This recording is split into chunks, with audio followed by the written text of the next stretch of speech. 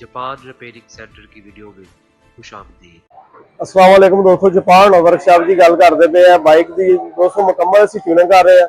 Tuning दे इंशाल्लाह मुकम्मल body खोल के साफ करांगे, इहदा कार्बोरेटर साफ करांगे, इहदा प्लग साफ करांगे, इहदा फिल्टर बेहतरीन है जैनुअन हुंडे दा है, इनू ही साफ करांगे।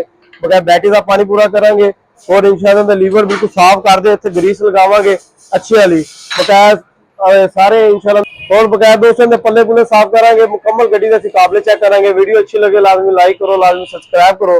इंशाल्लाह तो अपना काम दिखाते हैं।